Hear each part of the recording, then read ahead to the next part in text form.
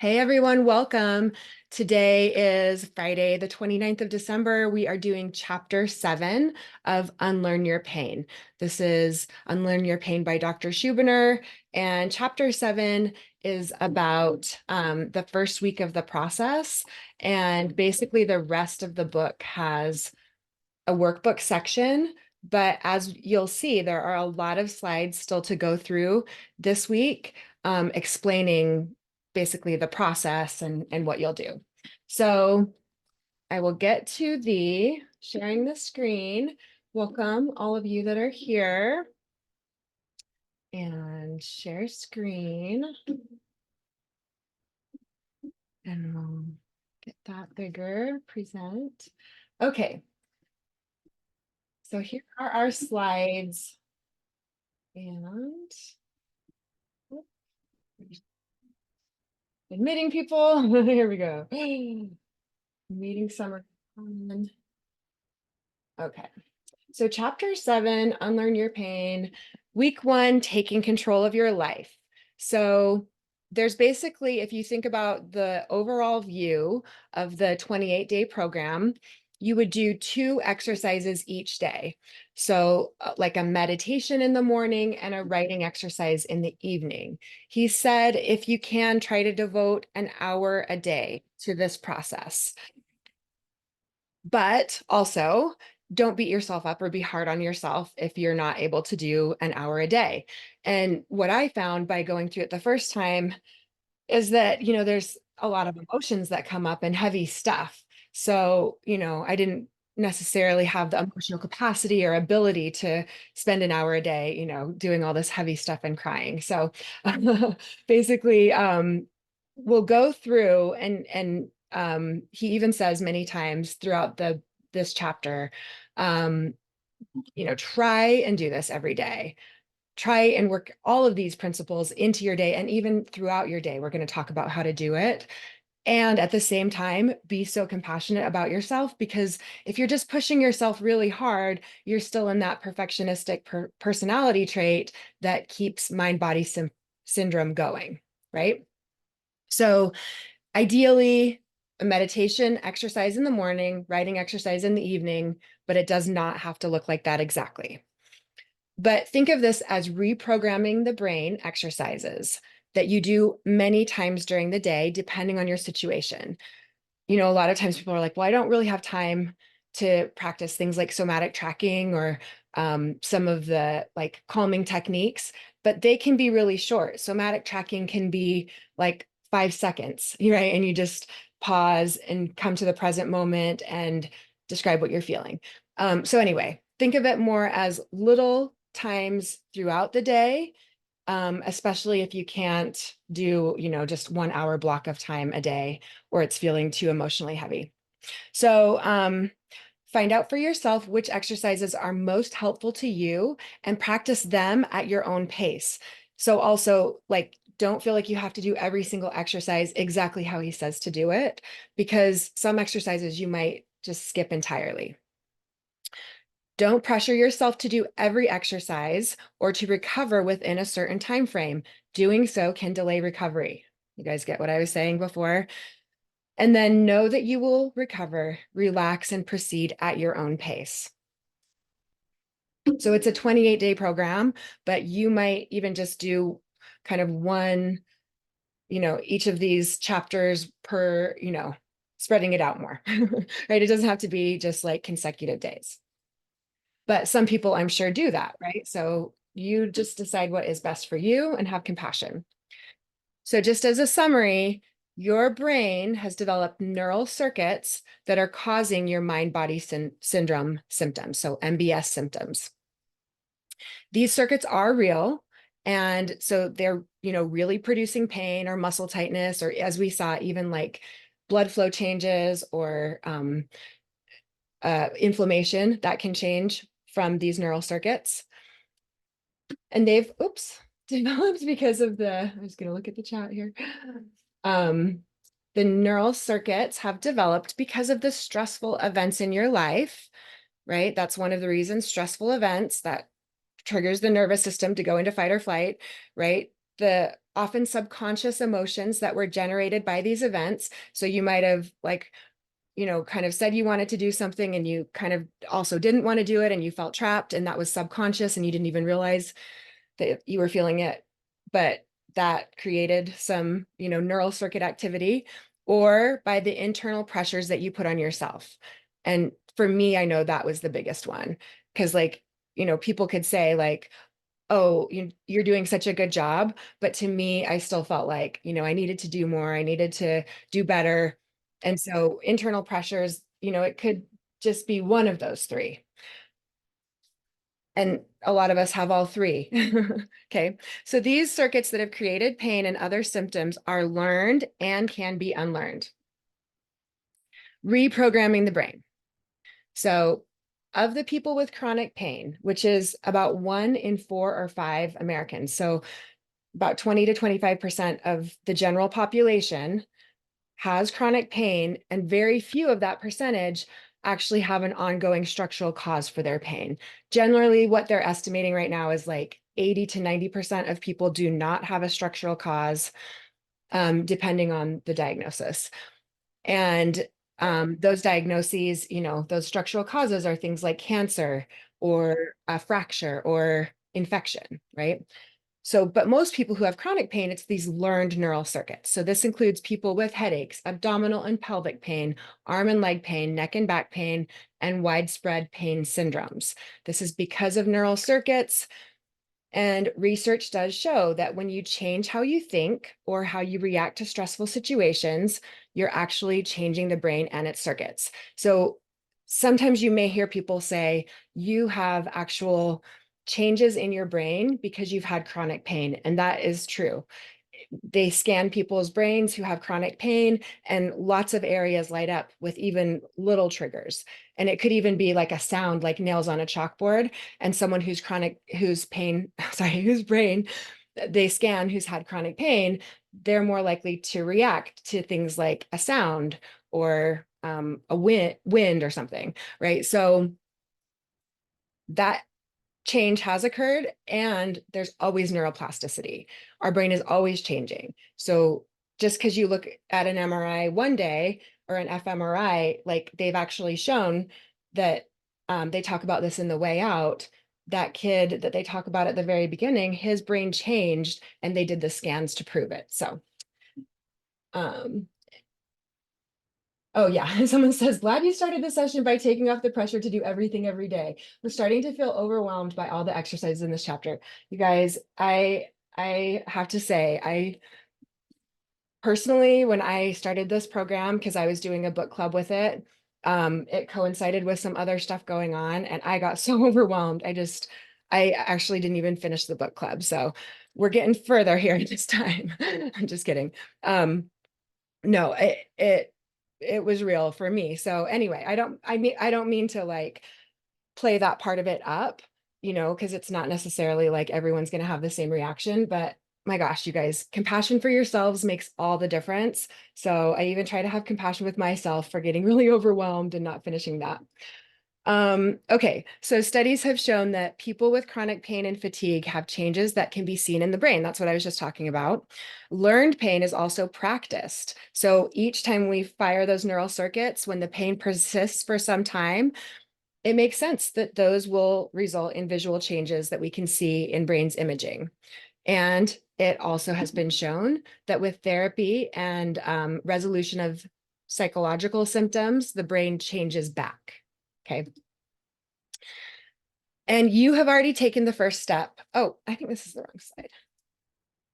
Okay, so exercises that reprogram the mind teach you to activate the conscious part of the brain to override the subconscious pathways that are produced and maintain pain and MBS. So basically, those neural circuits we're talking about are largely subconscious, and this program teaches you how to bring it into your consciousness and what to do. When you practice these exercises, you're changing your brain. The more you practice, the quicker you'll get better. So this is the only place I really hear him say anything like that. Like, do as much of it as you can, the quicker you'll get better. But a lot of times he also just says, this could be a long process, so be patient with it. But it does kind of make sense, right? If you're like talking about this and doing this just like 10 minutes per day and then or 10% per day, and then the other 90% you're complaining about your pain and doing the opposite, like that's going to take longer. Everyone is different, so don't worry if you don't see changes immediately. And it may be necessary to repeat the following exercises for several weeks or months until your brain responds by reactivating the symptom-free circuits that are still present from the time before you had MBS. So it's like those other circuits are still present and we can reactivate those. And sometimes it just takes more time than others. But your brain, I love this quote, your brain will rewire itself to heal. Okay, I love it. Many people with chronic pain or other symptoms are plagued by the concern that there is a physical cause for their symptoms. Okay, you can like raise your hand or silently, like in your mind, think to yourself, is this me? Because most people I talk to, this is a primary concern that comes up to some degree or another. Mainly because it's hard to believe that your brain could produce so much pain or so many symptoms, right? It's like, but I have, gas and bloating and like that's a physical change, or I have inflammation. Yeah, the brain can produce all of those things and the most severe pain, right? So it's not necessarily a reflection of how much injury there is if you have more pain. So pain that comes and goes or that moves to different places is clearly caused by neural pathways, right? Obviously, if there's structural damage, we don't expect it to come and go and to move, right? So that's more clear. And other people do have constant pain or pain that occurs with certain movements or positions, and that can also be MBS, right? So just because you're like, yeah, mine must be structural because it only hurts when I put weight on my foot and other times it doesn't, that could still be MBS. That's just a learned pattern, a learned neural circuit of the brain because it's interpreting being on your foot as dangerous. So if either of these are true for you, and especially this last one where you're like, it seems really structural, pay closer attention to see if your brain offers you some clues. So a really quick story about one thing that happened to me. I was getting this new pain that was like a joint pain on my middle finger at the very end. And, my brain was going to like, oh, I wonder if that's arthritis or, maybe this is what gout feels like. There's a crystal in there and it only would hurt when I would move it.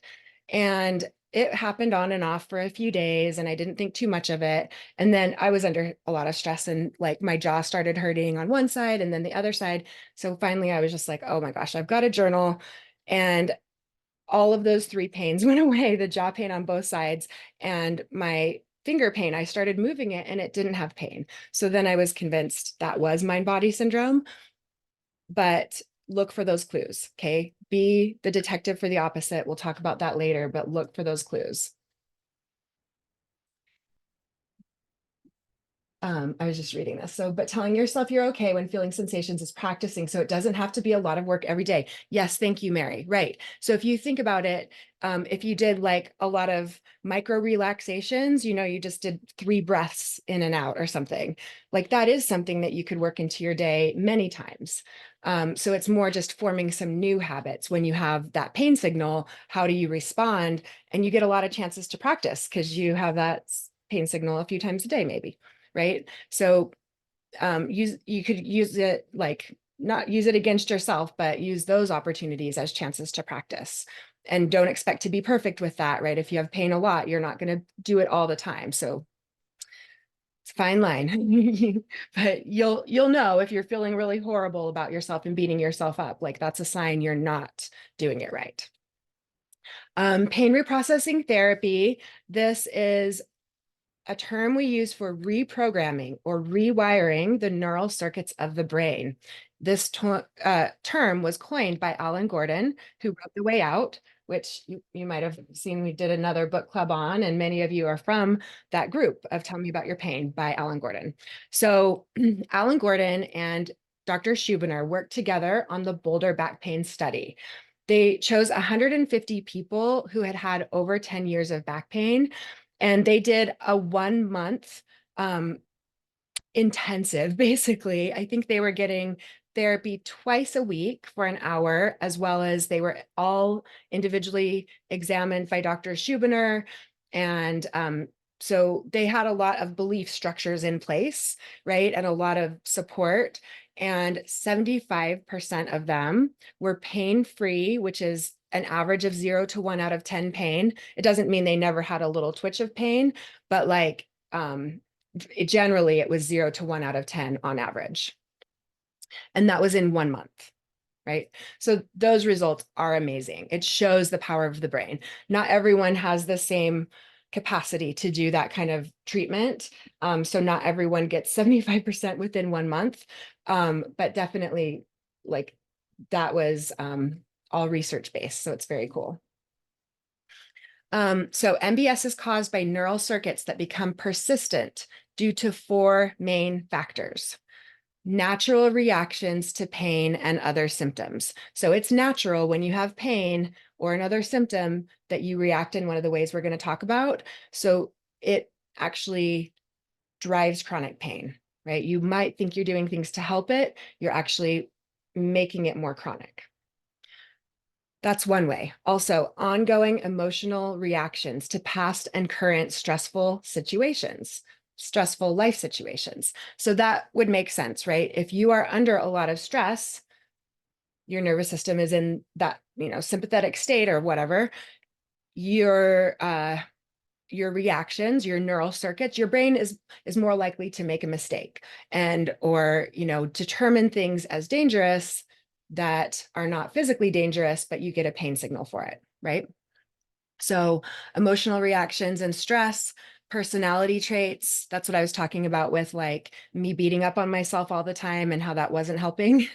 Other ones we'll talk about, the perfectionism, people pleasing, not speaking your truth or standing up for yourself, feeling trapped. Well, feeling trapped is actually probably number 4, an ongoing stressful situation that would need correcting or adapting to. So you can think of it that way. Like sometimes people say, well, how can I heal when I'm still in an ongoing stressful situation? So that's where your body is really prompting you to either correct that situation, whatever that means, or adapt to it. So probably getting some outside coaching or therapy or, if you feel stuck. Okay. And then here's a lot of words here. We're going to go through all of these. These should make a lot of sense. See how many of them you feel like you do. It might be all of them. Natural reactions to pain. These are natural reactions, so don't feel bad if you do them. Dr. Schubiner calls them the 6 Fs. So fear, this is the biggest one. There's the pain, fear, pain cycle, fear of the pain or other symptom. When we fear the sensation, because it is severe and unpleasant, we worry about whether it'll go away, when it will return, or we spend a lot of time wishing it will go away. So see if you feel like you fall into that category. That's a normal, natural reaction, but it also amplifies your pain. Oh, there's a typo. There's a few little typos here and there. So focus, the second F is focus on the pain or other symptom. So, sometimes people are like, listen to your body, listen to your pain, keep a pain journal, like notice all the things, notice everything that triggers you. When you focus on the pain and you monitor it and you focus on how it feels, or if it's changing or getting worse, it gets worse. Okay. Frustration with it. This is so common. Oh, this one is so hard, right? Because we have this symptom and we're like, why can't I just figure this out? Especially, this is one I would always fall into, being kind of perfectionistic, right? Like, how come I can't, everyone can figure this out but me. So frustration with it, we get upset, annoyed, angry at the pain or other symptom. We become resentful that doctors haven't fixed it or that they don't understand it. Yeah, that makes sense. We become sad for what we've lost. I've heard a lot of people who are frustrated say, like, why me? Why do I have to deal with this? Why am I the 1 in 4, right? Fighting it, we work hard to overcome it. It's just like, let me power my way through it. Let me do all the things perfectly. We try to push through it. We get exhausted in the fight, especially when we feel we're losing the battle. Trying to figure it out, spending a lot of time thinking about it, Googling it, right? Searching for answers online, in doctors' offices, alternative care practices. It's like, okay, maybe I'll think about this method and I'll do this method of PRT, but I also like every time I have a symptom, I want to go try to figure out, is there something else I could be doing? And what if this doctor missed this or whatever, right? Trying to fix it, same type of energy. It's like this urgent, desperate, spending a lot of time and money on treatments that haven't worked, try anything and everything that might work. We get desperate for a cure and depressed when one doesn't materialize. So again, natural reactions. So don't feel bad if you have them, but just know the more you can notice them and start to reform new wiring in your brain and think differently when you have a sensation. So this isn't the natural reaction that happens, then your pain will be reprogrammed and rewired faster. So those reactions send feedback to the brain. Yes, there's a problem, a big problem, right? You're like, I'm trying to fix it. I got to figure it out. This feedback makes the brain continue to generate pain and actually makes it worse over time. It's called the pain, fear, pain cycle. So you can look at this diagram here. If you think of the symptom is right here, right? So the danger mechanism is causing these symptoms: chronic pain, fatigue, insomnia, anxiety, depression, other symptoms. The danger mechanism might have been a physical injury, right? It might be stressful life events or prior stress and trauma, but whatever it is in the brain, this is where all this processing happens. The danger mechanism is saying, hey, there's danger, and we need to like stop what's going on, and I'm giving you pain to do that, right? But then when we turn to like the symptom itself and trying to solve it, rather than like decreasing our stress and telling our brain we're safe, we get into more fear, we focus, frustration, fighting, fixing, then that loops back to amplifying that danger mechanism and producing more symptoms and producing more fear. And that the danger mechanism, when this happens over and over, it actually becomes more sensitized. So it, like I was talking about earlier, it might just be a smell or one little taste of a food. And that danger mechanism is like, oh no, more symptoms. So that can happen by prior life stressors and traumatic life events. So if your danger mechanism feels really high right now, I know a lot of people get frustrated by that. And they're like, why my nervous system? Why do I have to have this? Right. So it's probably from stressful life events that, you know, now that you know about this, you can start to rewire those pathways. But again, have compassion for yourself. You're not broken. You're not, you know, the only one that feels like this. This is really normal to feel like, well, why am I so weak? That's what I would always think. Like, why am I so weak that I have this? It's not that. You're sensitive. You're just extra sensitive. And there can be pros to that too. Okay, so the danger signal is like a smoke alarm, and we don't get angry with a smoke alarm. It's just doing its job. It's funny you say that. Like my son literally was angry at the smoke alarm this morning, but he's a teenager, right? And it didn't help. It just woke up more people, and you know, it was more of a mess. It doesn't help the smoke alarm go away. And once we know why, oh, sorry, we don't know why the brain chooses to produce certain symptoms as opposed to others at a given time, nor do we know why the brain is wired to produce pain when both physical injury or emotional injury occurs, but it clearly does. So sometimes people get really stuck in like, but why? Why? Right? And I do like the idea that our body's communicating with us, but also if you feel yourself getting into that, like, I've got to figure out why, that's just one of the 6 F's of figuring out. So think of a child lying in bed that's fearful of a monster in the closet. And would you, you know, if you get up, would it help to be angry at this child? Of course not. You might be angry, but you put that aside when you go in and there's a crying child, and you open the closet door, you show them there's no monster, you lay down with them, calm them, soothe them with compassion and caring, and tell them a story. So this is an analogy for what you're going to do to your brain, right? So that danger mechanism is like, oh my gosh, there's a monster there. And we're as much as possible, we're calm, we're soothing, we're compassionate, we're caring, and we're reaffirming you're safe. You'll gently tell your brain there's no tissue damage here. You're okay. You can do this. You say it with kindness, not anger, as best you can, right? You're human. So um, you'll thank the brain for sounding the alarm as you know it's just trying to protect you and help you. You'll calm the brain by telling it there's nothing wrong physically and that you'll be able to handle the stress that is occurring or that did occur in the past, and you'll smile and go on with your day. So that's kind of the method, right? You could have little variations of it. We'll talk about some, other ones with affirmations and stuff, but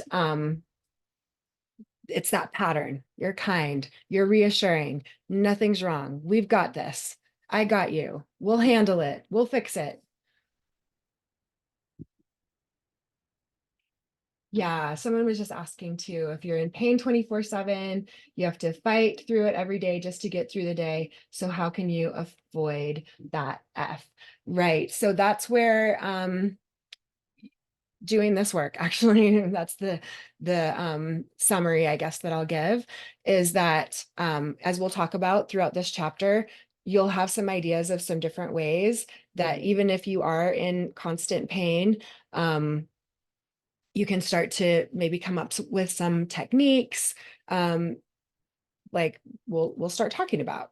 So Paula, that's a really good question, but see what resonates with you the rest of what we're going through and see if that helps. But I have had people that have had 24/7 pain for years, and they start doing this work and then they notice, oh, there was this one time and I was really excited and I was on the computer and I was sitting and I was talking to this friend or typing this thing and I didn't have pain, right? So it can still happen. So exercise one, basically, remember, he says there's like exercises to do each day, and written exercises. So you don't have to do every one every day. There's, I think, 4 different exercises we'll go through. So think of it as kind of like, I'm going to do something along these lines to some degree each day, right? So exercise one is the quiz and affirmations. So the quiz is basically, what's wrong with you? You could ask yourself. And the answer is nothing is wrong. Okay. So if you have a hard time believing that nothing is wrong, he suggests you go back through chapter 5, where there are all of those in-depth questions about your childhood, about your previous symptoms, about your parents, about, their attachment styles or whatever. Like, it's very in-depth, right? So, and the fit criteria. So keep reaffirming that belief as much you can that nothing is wrong. And hopefully you're able to start saying that with more and more conviction. If you totally don't believe it, I would suggest saying something like, it's possible that nothing is wrong, because then at least you're going in the right direction. If you're just like, nothing's wrong, and you totally don't believe it, it's probably not doing as much good. Does that make sense? So that's my little suggestion. But what he suggests as well is practicing this with a smile. Nothing's wrong, with a smile, with gusto, with laughter and relief, knowing that you are going to get better. So you're getting into the emotional state of it already happening. Okay. So you can sing this to yourself or do this in another language or in a funny accent. That's totally what I would do. Just like, nothing is wrong, so just however you want to say it, be silly about it. Do it in a funny voice.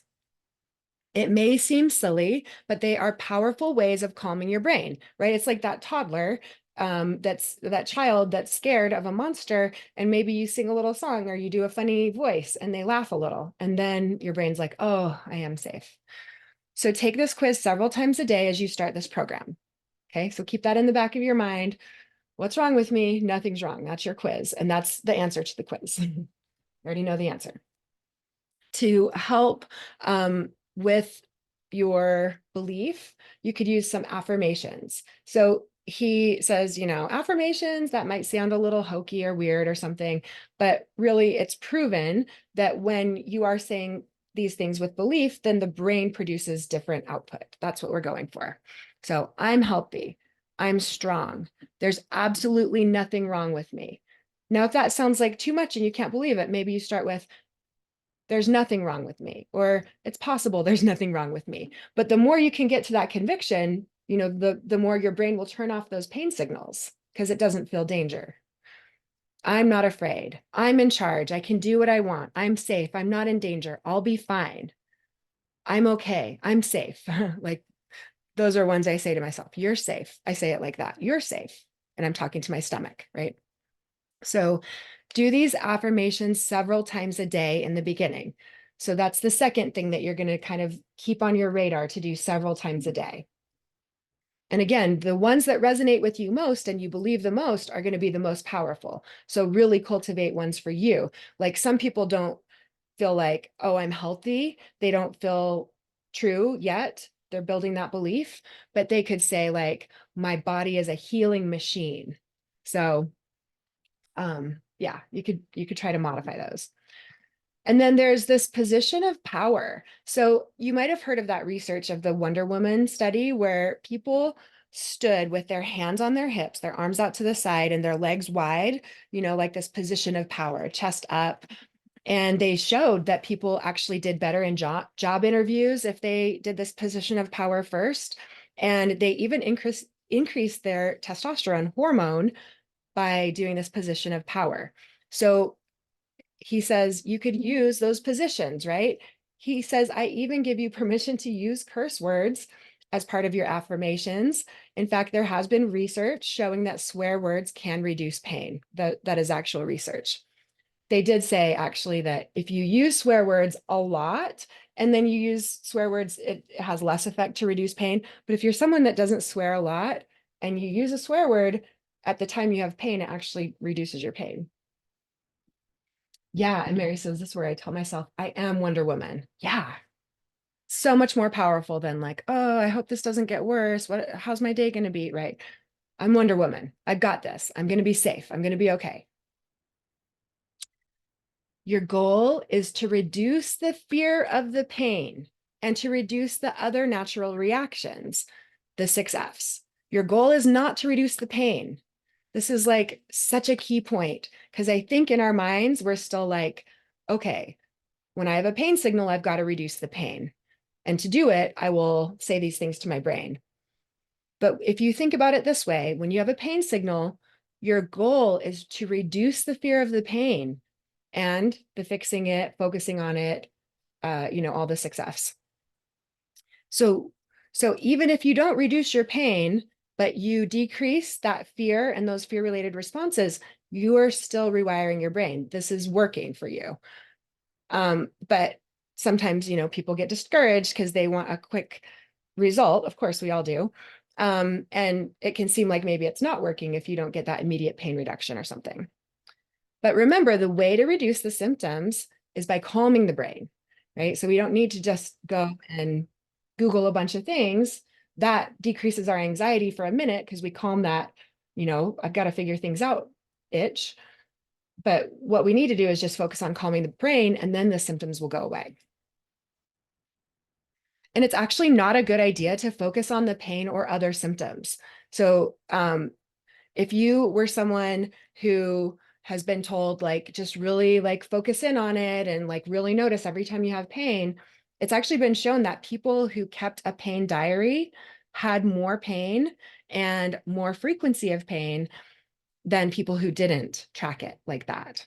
So this is just being shown in research that when we're you know, monitoring and changing our activities and doing less of those things that trigger us because we're afraid of pain, we might have less pain, or, we might find some patterns as we do this pain diary, but it actually in the long run increases our pain. So the more you can focus on living your life while using the affirmations, and the less time you focus on the symptoms, the quicker you'll recover. So that's sometimes hard for people. I'll just say, right? Like you're not going to go from, being in a wheelchair to living your life and walking and all these things. But if you think about it, like it can start with just these shifts of the mind, and that is where it starts. And we'll talk about later how to do some graded exposure to starting to live your life again. And it's weird because we don't, and I was actually learning this in my physical therapy. I was doing a lot of continuing education classes over this last month. And that's the same thing they say too, is you kind of pick like, okay, I'm going to walk for 2 minutes. And even if the pain comes on, you finish that 2 minutes teaching your brain like, oh, it is safe to do it. But you don't want to do like half an hour and just push through either, right? It's a very baby step kind of process. So what you could say to your brain is, I know what you are: mind body syndrome, MBS, neuroplastic pain, TMS. I know that you're trying to lead me to disappointment, fear, and hopelessness. However, I will not go there. I'm safe and getting better. I'm fine. I will be fine. It's this attitude of indifference. So he told a couple examples. One teenager he worked with would imagine pressing a delete button. So, you start to notice that you're getting into those emotions or thoughts. You're like, delete, and just watch it disappear. Or there was someone else. Oh, treat the fear as if it were a solicitation phone call and just hang up, right? You answer the phone and you hear it's some computer thing and you're just like, bye-bye.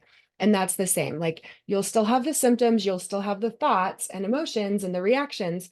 But once you can just be like, oh, wait, delete, I'm not doing that anymore, the brain stops producing it. Oh, excuse me, someone else, is there a particular way to use the swear words? um, I don't know from the research, is it like F you pain, or like I'm effing powerful is what she said, for examples. I think it was like from the research that I remember reading, it was like people who had an injury and they swore, it like decreased their sensation of pain, if they're like, F this or whatever.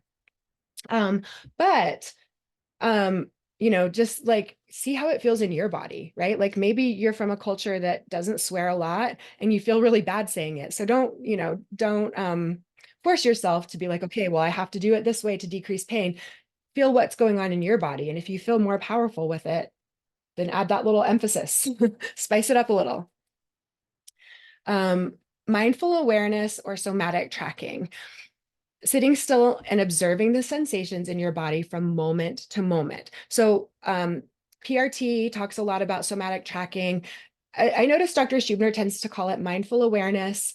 He said he did a lot of mindfulness meditation, and it's basically the same thing. You're observing sensations and you're not having that same reaction to them. You are describing them. You are well, we'll talk about it a little bit more actually.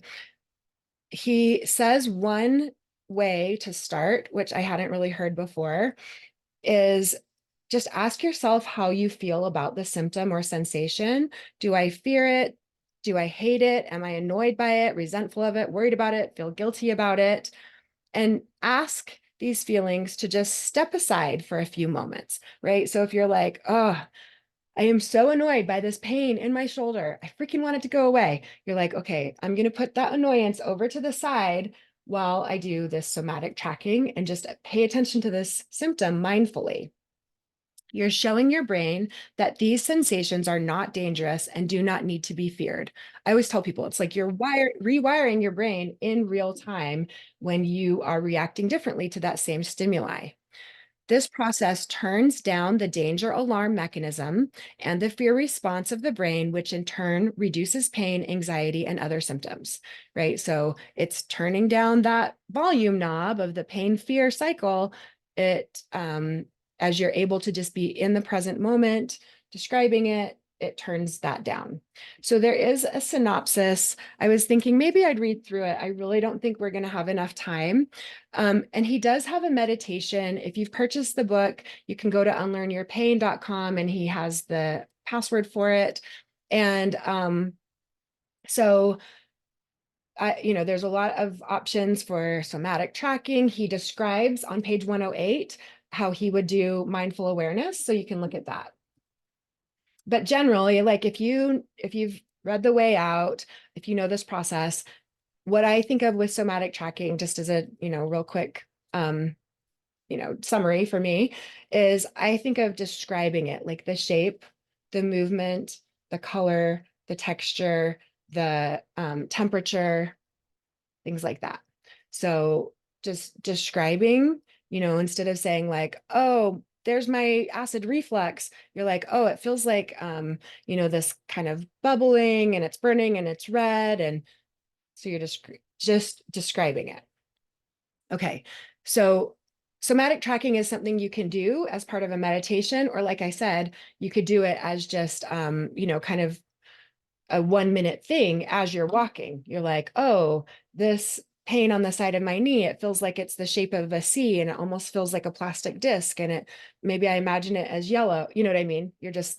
That's it. Neural circuit testing. This is exercise 3. This is a really cool process that they also describe as the beginnings of graded exposure, where you're doing it with your mind. So this is how you learn more about how your brain may be generating symptoms and how to reverse the process. So research has shown when someone imagines having an injury, the brain activates areas that are identical to where there is an actual injury. So our brain has a little map of everywhere in our body, and when we even imagine doing something, it can activate that part of the brain. Oh, Mary says, I highly recommend his meditations. Make me feel like he's talking directly to me, like I am there in person, which is uplifting. Yeah, they're really good. He has a very soothing voice.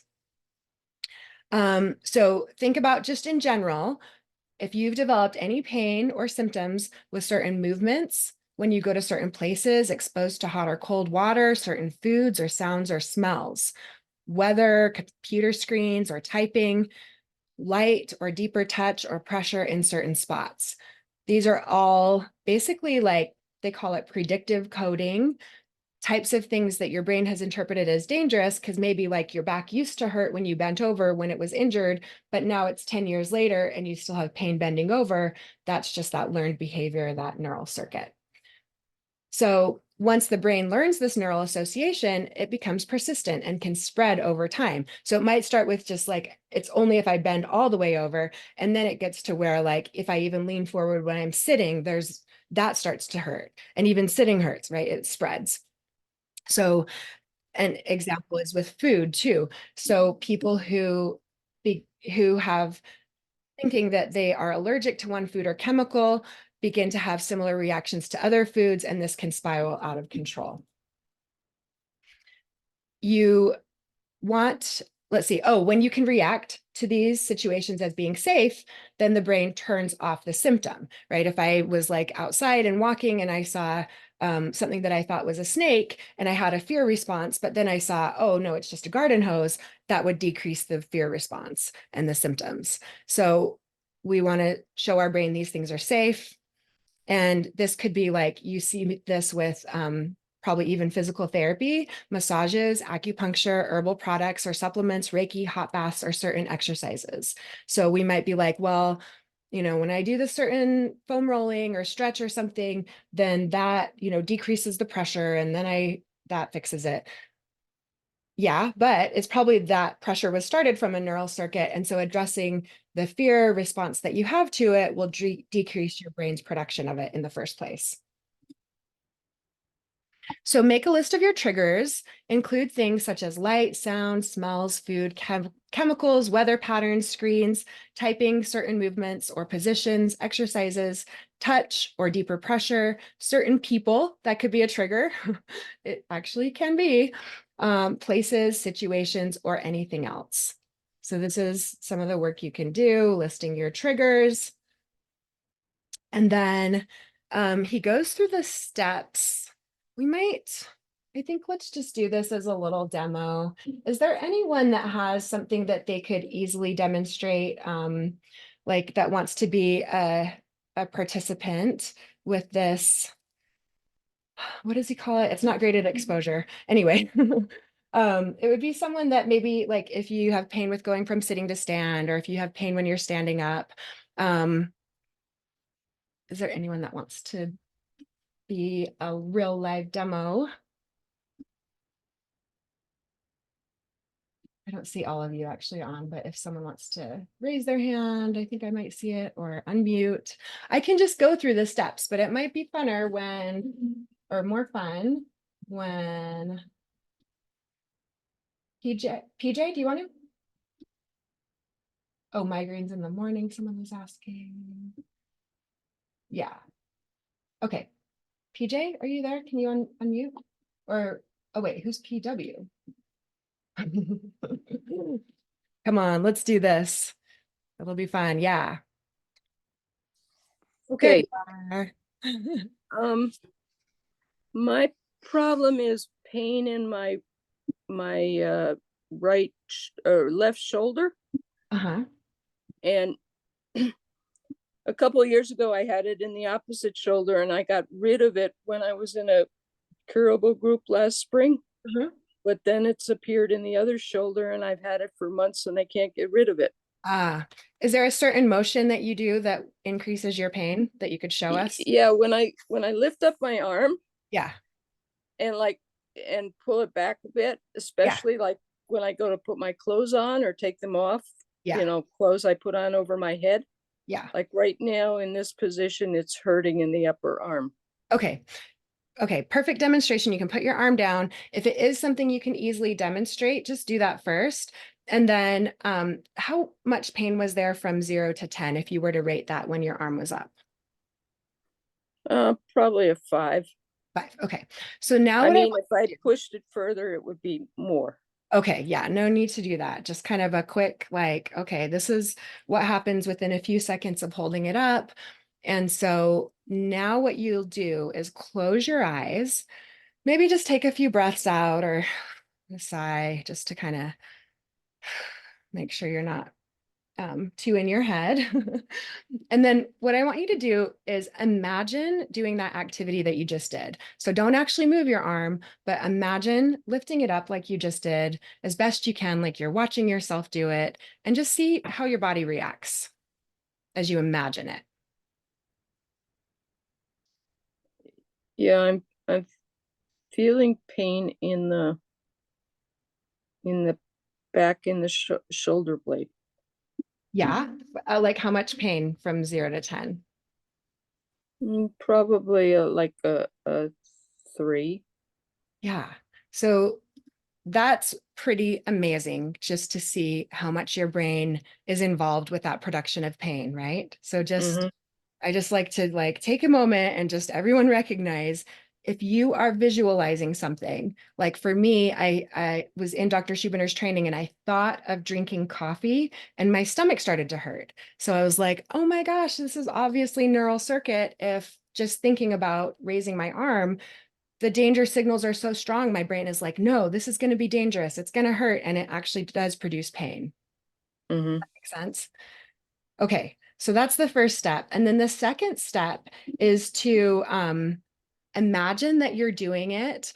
And this time with a smile on your face. Geez, I just lost that slide. Oh, okay, here we go. Let me find.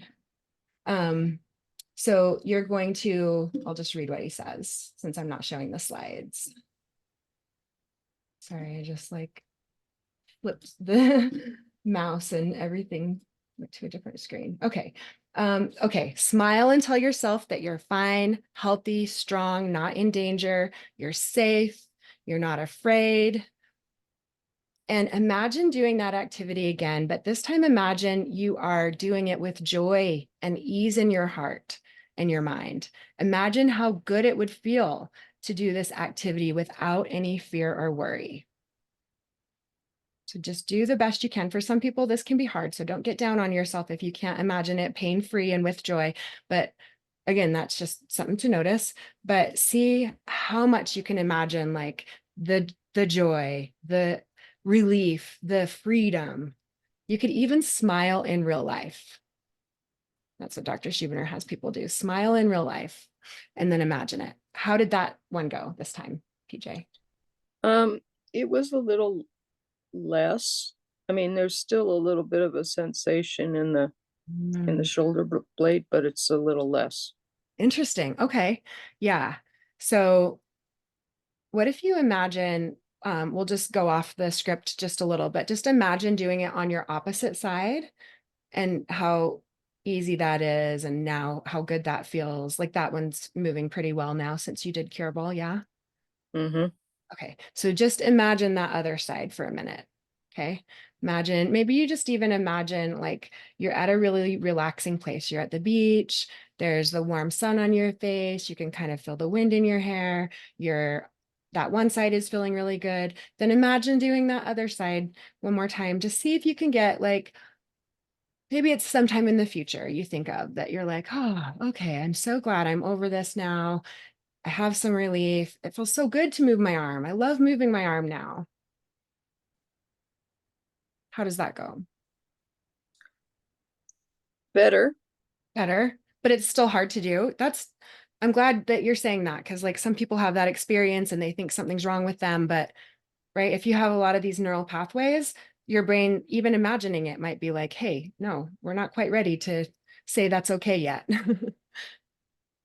Well, like I said, it's better, but the question is how to translate this into everyday life, Uh-huh. because the the arm doesn't normally the arm doesn't hurt when I'm just living my life, but I go to do something like put on or take off Mm-hmm. a shirt over my head, Mm-hmm. and then it just I'm Mm. not even thinking about it, it just Yeah. automatically kicks in. Okay, yeah. So that's a good example of like a specific thing you could imagine. And what he says is get really good at imagining it with happiness, joy, ease, like get to where you can imagine it pain-free before you really start pushing your triggers, right? So some of the things you're just going to do as part of everyday life. So if you're already doing them, you don't have to like stop doing them, but the pain will change once you imagine it with this graded exposure process, these baby steps.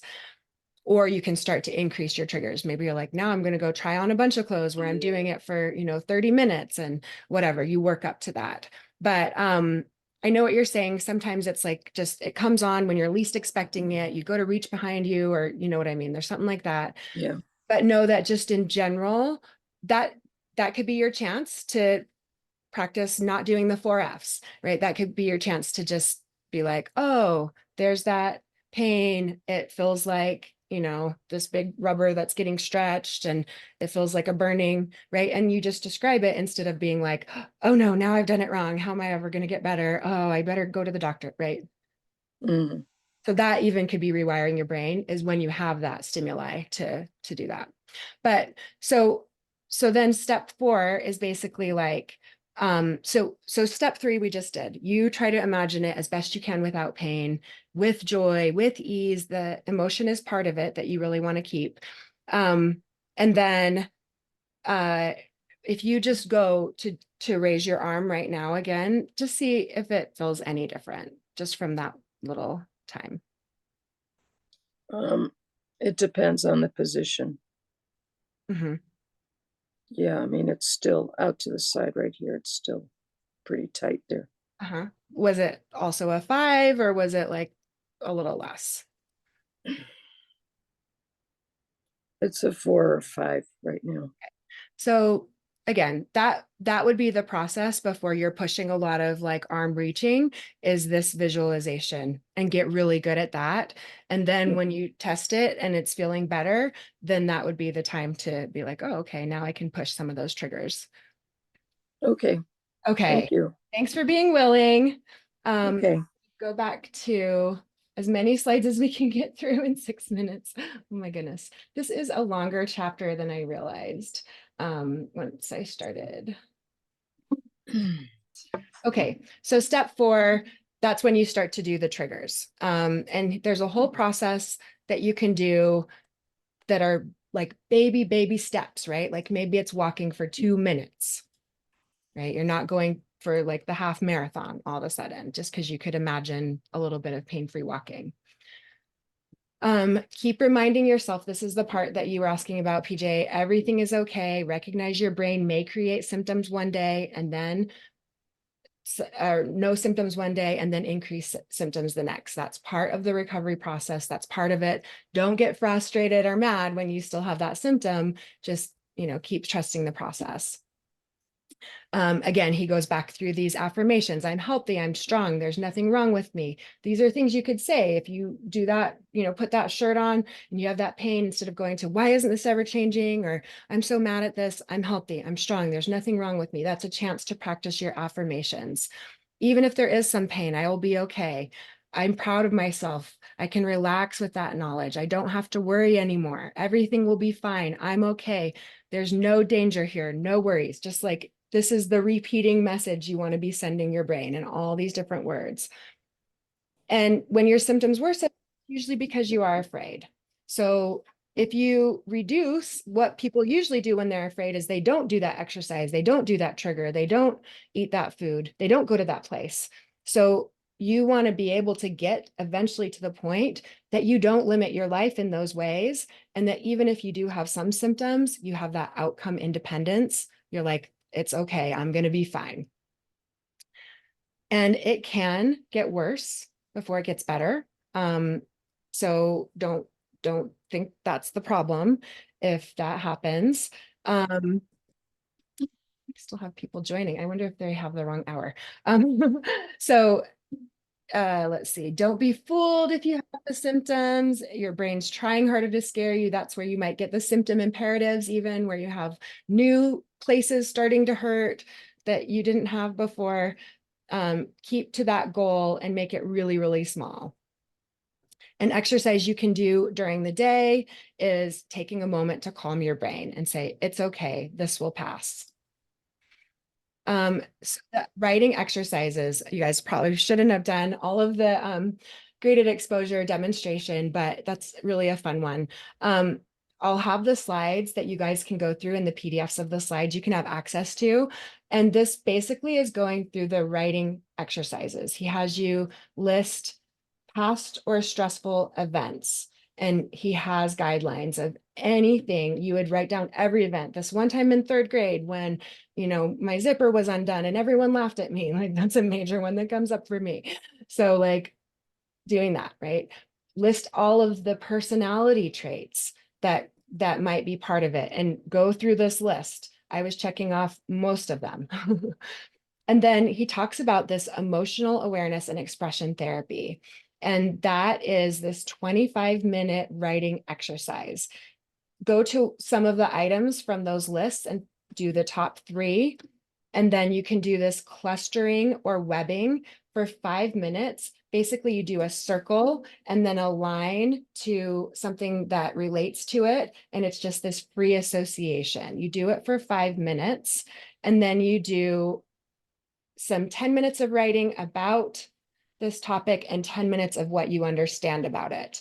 So it looks like this. Week 1, this is day 2 example. It has this space, and you do your webbing for 5 minutes. You do my feelings about me and that incident in third grade include, right? And my understandings about me and that time include this.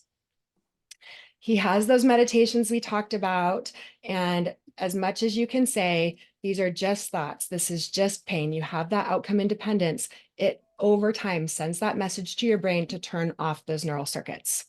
Okay, thanks you guys for joining. Gotta run, just pushing it right to the end, but make sure you join next week. We'll be doing chapter 8, and do as many of these exercises as you can during this week. Okay, thanks guys, bye.